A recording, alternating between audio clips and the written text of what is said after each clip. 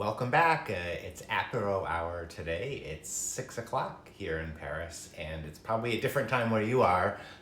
But if you're here, it's cold and it's sunny.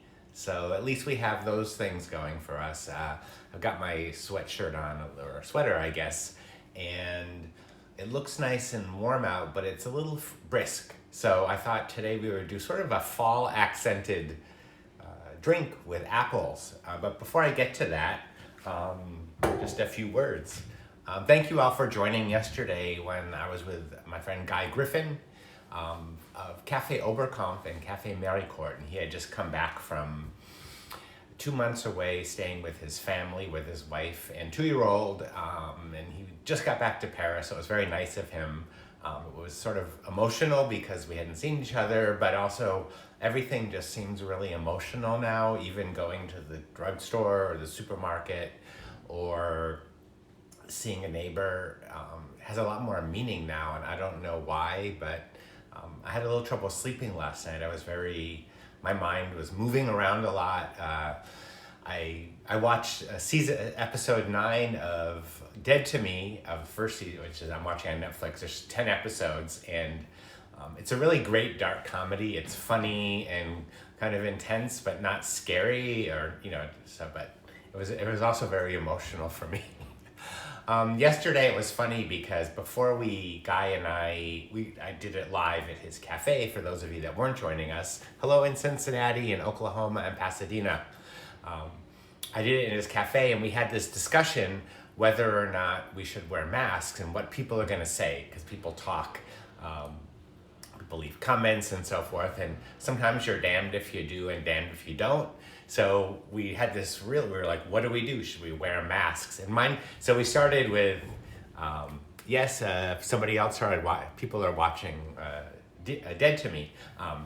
So we had this sort of intense conversation. We put on our masks, and mine kept falling off. And I always joke that if you want to know what you're doing wrong, do it on the internet. And sure enough, somebody wrote to me today and said, your mask was on backwards, but I also had a defective mask. It didn't have the metal bar in it. So right after yesterday's discussion, I went to my local pharmacy and I got this mask. They had black polka dot ones and this one. So I bought this from them, and I'm gonna wear this from now on. And it's washable and reusable, and I got to go see my pharmacist. And everything was wrapped in lucite and plastic, but it was very nice to see them because they're sort of part of the greater family, if you will. In Paris, one thing, you get to know everybody in your neighborhood, and the reason nobody ever moves is because you have to start, if you move somewhere else, you have to start all over again and get to know everybody, so they'll take care of you and so forth. So luckily my pharmacist takes care of me. So I had the backward masks on, and before I forget, I'm not gonna do this again, so don't ask me, but although I might if you ask, but don't ask. Hi John in San Francisco. I'm admiring your cocktails. Say hello to Chris for me, the friends of mine from San Francisco. Yvonne's husband, Mark, said happy birthday. And so I'm glad you like the books, or hope you like the books. He told me to say that. So if the books were a surprise, I'm sorry I ruined your birthday. But thank you very much. Hope you have a great birthday, and glad you're a fan, and glad you're watching. And I hope you're watching, because otherwise 349 people just heard me say happy birthday to someone, and now I feel kind of dumb if I did. So today's drink is going to be a Kier Royale, a variation, I should say, of the Kier Royale. We made a Kier Royale, one of the first apéros I did. And I believe Roman was on that one, and he made it with us. And he's going to be back here on Saturday. He's going to make a café au lait, a very French drink. A lot of people come to Paris and they order a café au lait at a cafe, and you can't really get a café au lait at a cafe because it comes in a bowl, kind of like this. Well, like this, I should say. And somebody, of course, told me once that those are not for café au lait, and I didn't know what to say. They had written me online, and they are café au lait bowls. If somebody has another name for them or use for them, we use them for cereal and so forth. And so that we're going to be making a café au lait with Roman and having a little French breakfast, even though for some of us it's not exactly morning, but we'll be doing the café au lait with him. Tomorrow we have another special guest, Robert Simonson, who just wrote a really good book on martinis. It's called The Martini Book, and he's so interesting. I went to a talk he gave. The martini is definitely the most controversial cocktail ever. People always want to say, you're not doing this right, and you're not doing this right, and you're not doing this right. A martini, there's no way you're going to get it right across the board, and that's super cool. He addresses that, and he's great. He talks about vodka martinis, and the people who don't want any vermouth in their martinis, and the people who want ice in their martinis, and the people who want Martinez. Is that a martini? So he's going to be here tomorrow at this time, and you can ask him all your questions, and he's going to make a 50-50 martini with French vermouth. So we're going to talk about French vermouth as well. Yes, they serve coffee in bowls at Le Pain de Quotidien, or Pain Quotidien. Yeah, they have these little tiny ones too, which are kind of cool. They're Belgian though, it's a Belgian chain, just in case you didn't know that. Oh, hi Robert. Yep, he's there. So prepare your gin questions for Robert. He actually gave me permission through his book to shake a martini, because I had a martini at Bix in San Francisco and it was shaken, and I didn't remember it because it was so long ago. It had nothing to do with all the martinis I had. But in his book, he has the recipe and it was shaken. And I was like, oh, it's okay to shake a martini. So I shook one up and people sort of understood. I said it's because I like it really cold. So that's that. So that's going to be tomorrow with Robert Simonson, and then Saturday with Romain. And I already have 2 awesome guests lined up for next week, direct from France. So that'll be a lot of fun. One woman who's a bartender, and I think she owns the bar even. So we'll talk to her, and then somebody else who produces spirits. So it's going to be great. I'm never going to stop. So I can't stop. Although I do need a booker, someone to take care of everybody. So I just wanted to, it was funny because I have these I have these cabinets behind me, and they go way up to the ceiling because I like to have a lot of storage space. So you can see the ones behind me have what some people call café au lait bowls. This is my favorite one. A friend of mine in the south, or in Angoulême rather, gave it to me. And it's a little hard to convey how heavy this one is. And he said to me, if you drop this in the sink, it'll break the sink, not the bowl. And I love this. If anything ever happens to it, you will never see me again because I'll be so despondent. But I have a lot of different bowls, and I also have a lot of stuff way up on top. And so I was getting down a champagne flute. I had to climb up on the ladder and get a champagne flute to make tonight's drink. And I saw some of my glasses, so I thought I'd show you a few of them, just because for a while I was collecting a lot of glasses because I was shooting the book, Drinking French, my book on cocktails and apéritifs. And I was buying glassware because I wanted them for the photos, and I wanted sort of older ones that said France. I didn't want things to look like a prop stylist came in and did them. I wanted it to look like my own glassware. So I was there on the photo shoots. I was the prop stylist with George Dolis, who did the food styling, and we worked together very well. He used to live in Paris. So one of the biggest problems we have in France, or especially in Paris, is we have a problem with calcium. And you can see this glass. This is just an old juice glass, and it's got all this calcaire on it, calcaire as they say in France.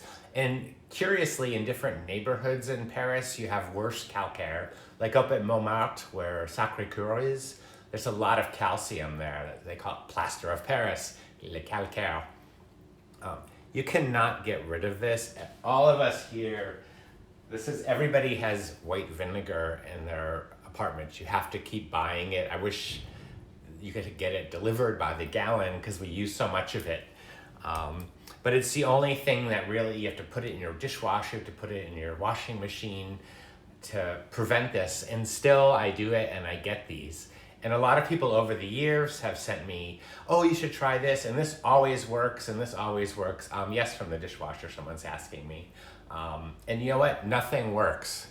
I had a reader write to me once. He goes, you know what, I'm an international glassware expert. And he said, what's happening is, you know, your dishwasher scratching the glasses. Don't put salt in it anymore. So, oh, glad you like the photos in my book. Thanks.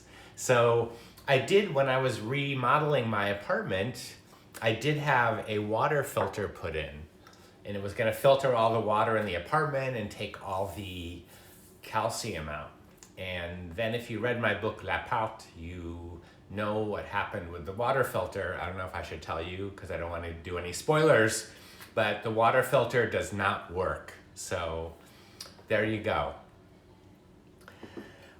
Hand wash things and just assume if you're gonna put stuff in the dishwasher, it's gonna end up like this. And I had a friend come over from America and she said, can I get a clean glass? So I go, it's Paris. Yes, WMDO.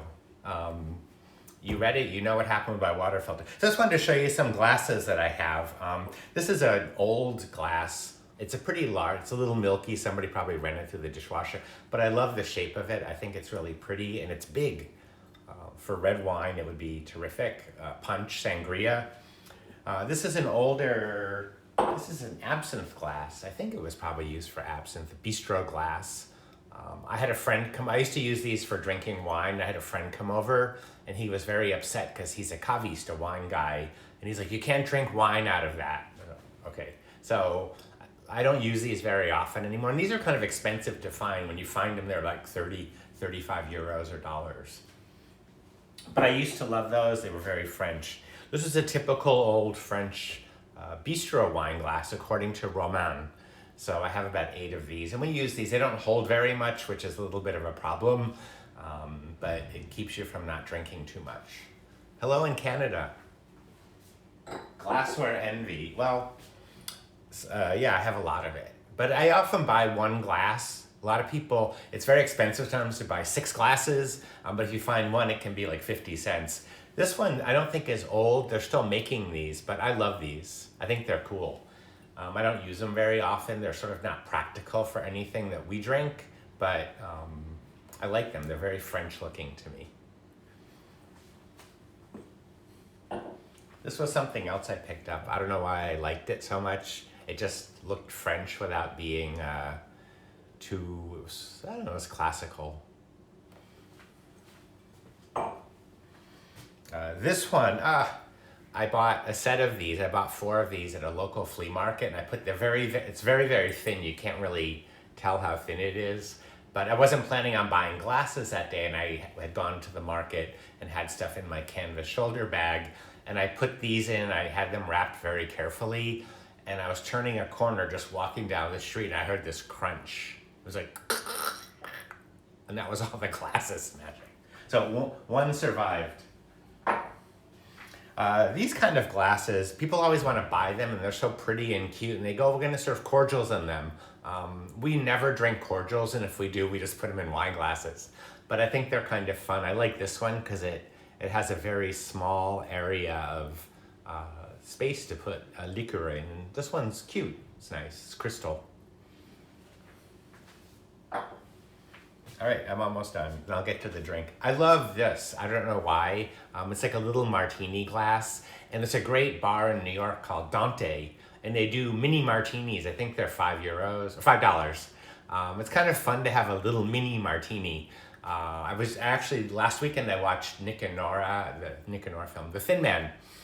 It was on, I found it online, I watched it. It was funny because they drank out of those little glasses. And somebody said that there's a glass called the Nick and Nora glass. And someone said, well, it's because they like to drink little glasses so they could have a lot of drinks. So I love these. I have a set of these.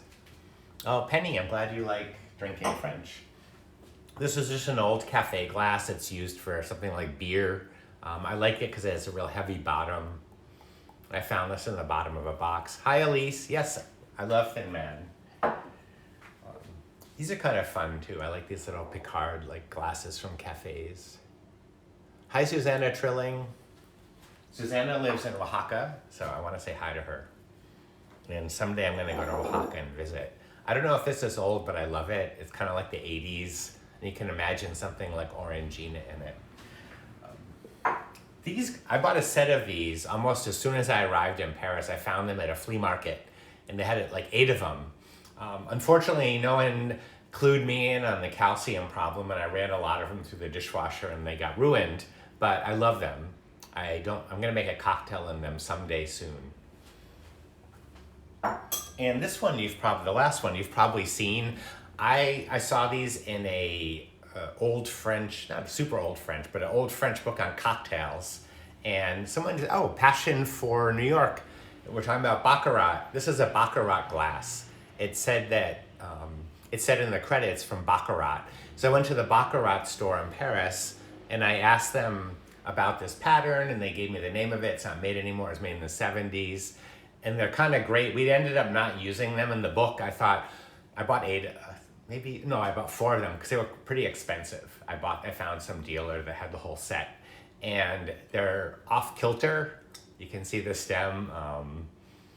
But I ended up buying 4 of them and I didn't use them in the book because they didn't really go, no, vinegar doesn't work, Adam. Sorry, I've tried it. I've soaked them in vinegar. I've soaked them in everything. Baking soda, steel wool doesn't work. That calcaire is tough like Parisians. All right, so I have 4 of these glasses and someday I'm gonna use them. I'm gonna do a book that calls for expensive, fancy glassware, and then I'm gonna have 4 of them, unless somebody breaks one. I think the pattern is called Narcisse, Narcisse. Since I've already bought mine, you guys can find them, but they're expensive. I won't say how much, but and this has nothing to do with glassware, but I've had these mixers. I think they make them in either Coca-Cola mixers, and I want to make a cocktail out of them, and I'm not sure.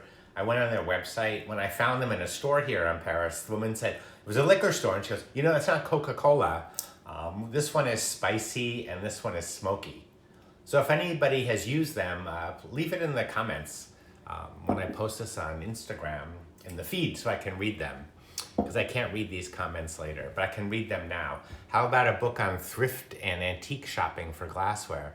The problem with that is everything goes out of, anything you do that's like about a store will close. A friend of mine wrote a book about Paris, and by the time the book came out a year later, 3 of the places had closed. One of the absinthe bars that I used to go to is closed already, and they've been around for a long time. So that's a problem with doing shopping guides, and that information now is actually better on the internet because you can update it and so forth. So I try to update my blog as much as possible. Buy Roman his plates. No, I told him I'm not. Yes, Elise, they're very expensive. Roman's gonna have to earn those plates, and maybe on Saturday we can do an auction here and raise the money. Not that I can't buy them for him, but it's the principle, because I didn't get the €6 one for him. So today's drink is called the Kier Normand. And of course, being French, there's going to be some controversy. We had a resolution of some controversy this week in France. The Académie Française, which is a group of people called the Immortals, decided that the word coronavirus is feminine. It's la coronavirus, not le coronavirus.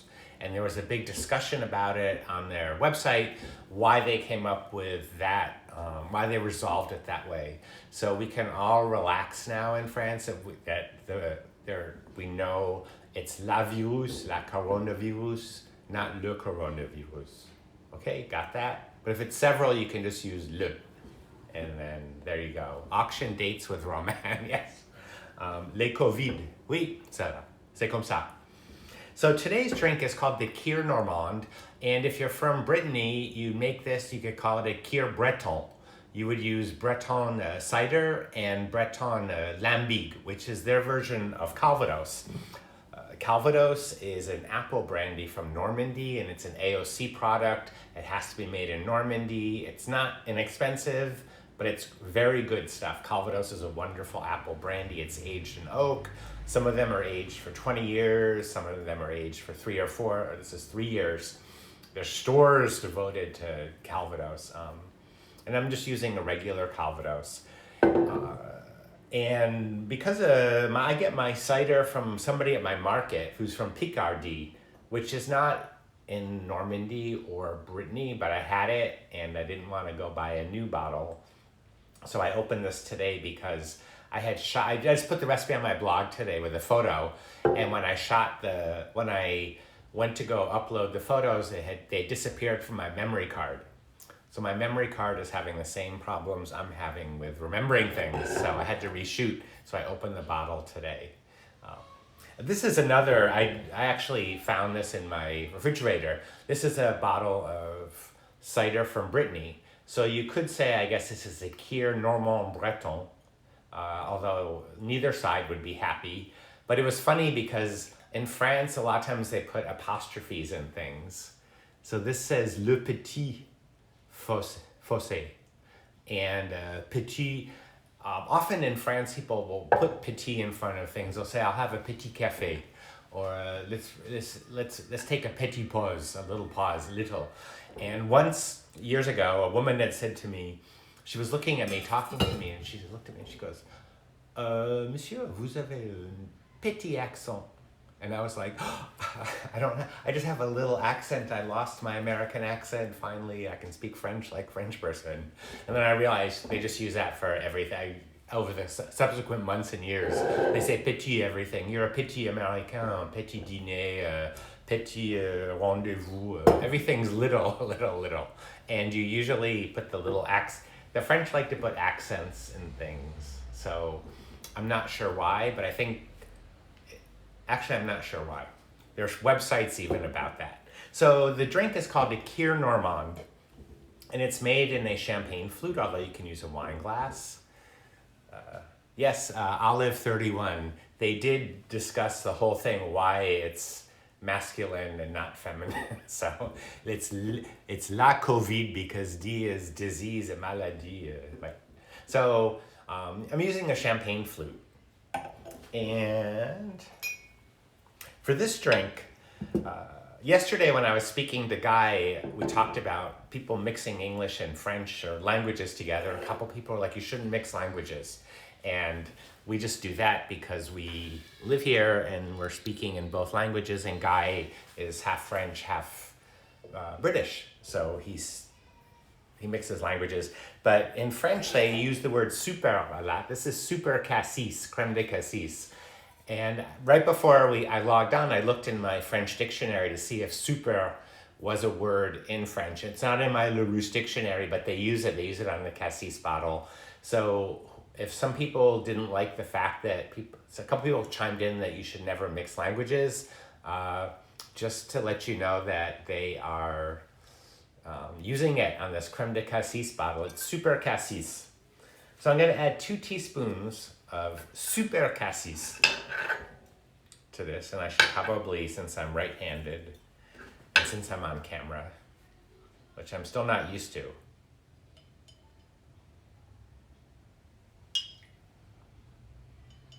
So 2 teaspoons of cassis, and then 2 teaspoons of calvados. It's not super calvados, it's calvados. Why not mix languages? I know, some people are sticklers. Some people want to keep Caesar salad without, whoops, I'm spilling because I'm talking and doing 2 things at once. Some people want to put chicken in Caesar salad and some people don't. And there's a lot of stuff going on about those kind of discussions. I think right now we have other stuff to worry about with the coronavirus, so we should all be nice to each other, at least for the next few months, if maybe not longer. So that's it. No. So I've got 2 teaspoons of calvados in here and 2 teaspoons of creme de cassis. You can use another kind of creme. Creme just refers to, there's no cream in it. It refers to a liqueur that has more sugar in it. So usually fruit liqueurs, are made with sugar. They've got mûr, blackberries, pêche, peaches, apricots. There's a lot of them. So creme doesn't mean it has cream or dairy in it. It just means it's a liqueur that has extra sugar. And then I'm going to add about 4 ounces of this. And I'm going to use my measuring cup just because I have it handy.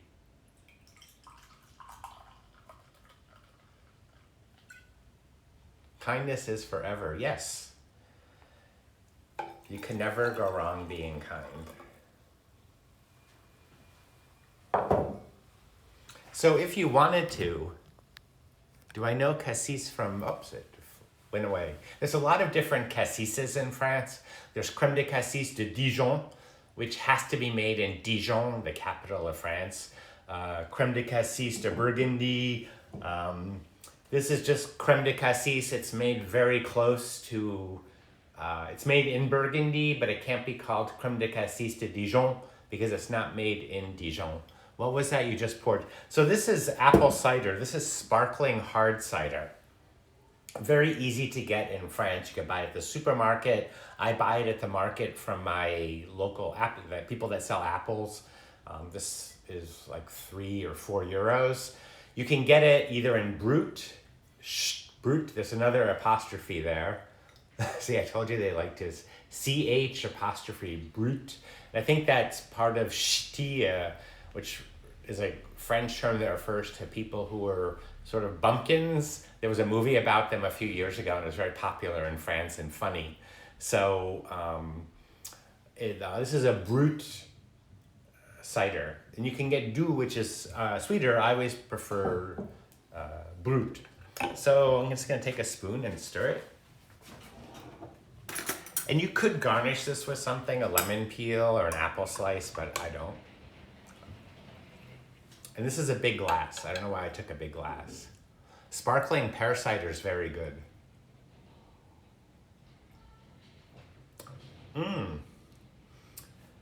I love that spoon.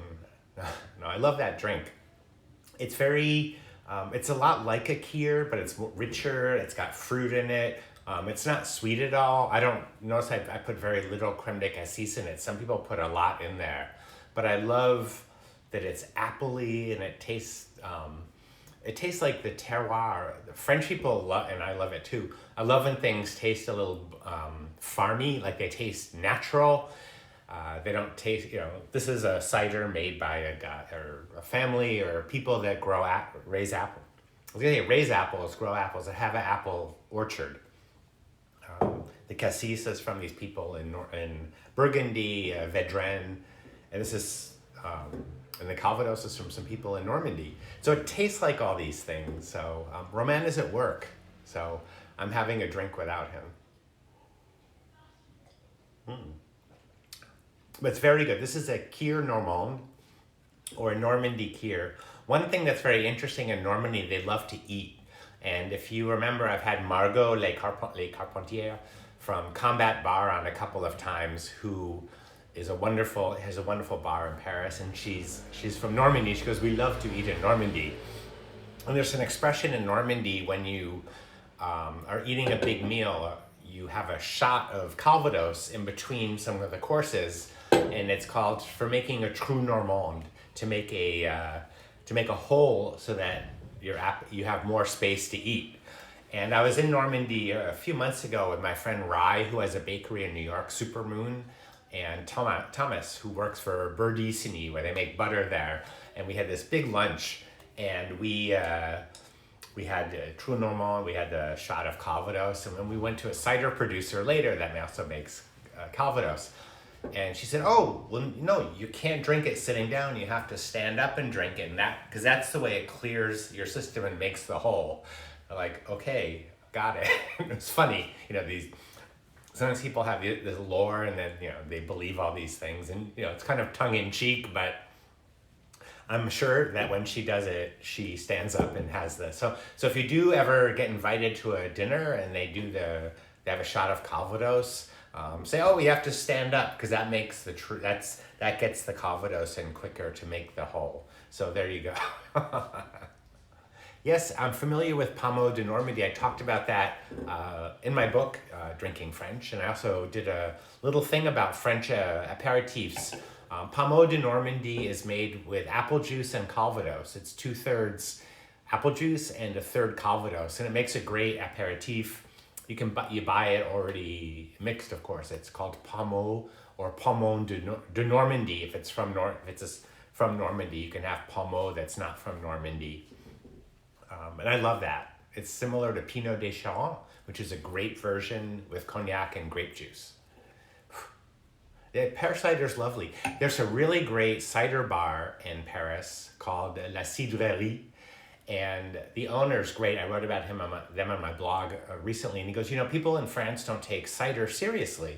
He said, we drink it, but nobody sort of thinks about all these really well-made ciders and presents them well. He goes, in other countries they have cider bars, and I thought it was time that France had one too. So we did have, I had some ciders there, and he gave me a bottle of a cider from Switzerland that was made with quince, pears, and apples. And it was so good. So if you want to see what it was, go to my blog. La Cidrerie is the name of the place, and I wrote about that cider. And I noticed Margot, she featured it in her, that cider as well in her, on her Instagram stories recently. So there. I probably shouldn't drink too much because I'm doing this thing called Bottle Boot Camp for bartenders, and they've invited me. And it's a 30-minute workout, and you hold bottles and you do with a trainer, and you do these exercises like this. And it's actually quite physical and very interesting. And you get worked up, and it's fun working out with bartenders. It's a private group, unfortunately, so you're not invited. But how much cider? 4 ounces. The recipe is on my blog. So I just posted it a few minutes ago. It is, you went to La Cidrerie, Deborah. Isn't it nice? Very nice place. One of the great things about my blog is I get to feature small places like that, and nobody can tell me what to do and what not to write about. So that was why, one of the reasons I started my blog, or I started focusing on little places in Paris that I thought would be interesting to people. And hopefully they are. But it's also nice to feature them and let them get some business that people normally wouldn't know about. So I always consider it a win-win-win situation. So speaking of winning, if you want to see more of me tonight I had to write this down. Oh, by the way, somebody wrote to me a few minutes before we went on. She goes, every time I think of Kier, she goes, Kier in Persian means phallus. And I don't speak Persian, but I'll have to look that up. Or ask if anyone's Persian, maybe they can let me know if that's true. But I thought that was kind of funny. So tonight I'm going to be on Book Larder. If you go to @Book Larder, Book Larder is a great culinary bookstore in Seattle. And I'm going to be on with Laura, the owner, and she's got these great curls. As someone said, she gives Bernadette Peters realness when she talks. And we're going to be talking about my book. And that's going to be, and I wrote this down because I don't want to mix up, at 9:30 Paris time, which is in 3 hours. It's going to be at 12:30 Pacific time. And then I think that's 3:30 Eastern time, but check. The language in Persia is Farsi, I think. She said in Persian, so I'm just repeating what she said. So I'm a quarter Arabic, but I don't speak the language either. But maybe I think I'll let her have a pass on that and just say in the Persian language, maybe. Okay, I will see you later if you want to join me with Book Larder. And Laura is great. Her name is spelled Lara, and for years I've been calling her Lara, and she never corrected me. So I feel like a dope, but that's okay. She should have corrected me, but that's okay. She's great. So we're going to be talking about drinking French and about a lot of other stuff. And I'm glad. Okay, I'm glad I got the times right. Yes, I guess I could ask Jake Cohn, but I'm moving on. I'm moving on to my bottle boot camp, and then my Instagram live with Laura later. So that's going to be on her Instagram live, on her Instagram account, which is @booklarder. However, I think if you just go to whatever that thing is at the top of Instagram, you'll see when I'm live and her. So Anyway, so that's that. Yes, it is on Instagram Live, and that's going to be tonight. So we'll be split screen. I get to be on the bottom, so I can just sit there and relax and have a drink and enjoy you and her. So, and she's very enjoyable. So thank you for coming. As I mentioned, tomorrow, Robert Simonson's going to be here, and I'm very excited about that. We should probably break it up into 2 parts, so we have 2 hours, because I have so many questions to ask him, and he's very knowledgeable and fun and interesting. And then on Saturday, Roman will be here, because it's his day off from work. He's got to go back to work. He's going to make a café au lait, and he's a lot of fun. I get to see him. It'd be nice to do it in the morning when he's awake, when he's at the breakfast table and just doing it, but we're going to do it for you. So we'll be here on Saturday. All right, I will see you later tonight or else tomorrow. Otherwise, have a good day, have a good afternoon. Wear your mask if you have one. I've noticed a lot of places are now selling really decorative, cool masks. I also read something a little disturbing that said that some people think you shouldn't wear a mask, and that's not true. I'm sorry to say that we all should be wearing masks and taking care of ourselves and others, because we don't want to be unhealthy. We don't want to make anybody else sick either. And we want this to be over so we can be out in the real world. I can go back on book tour. I can maybe meet you in person. You can go out and see your friends and so forth. So I actually found a mask that is not ugly, and I'm very happy. I can't wait to wear it outside. I will see you tomorrow. Bye-bye. Thank you, MCC, who's an ER nurse. Thank you for your work. We all appreciate the work that medical people are doing. Every time I read a story in the news from a doctor or medical person, I kind of almost want to cry. And you people don't have the option of taking it easy, because all this stuff is happening. So thank you so much for being with me today, and thank you so much for all the great work you're doing. And thank you all for joining, and I will see you later tomorrow. Bye-bye.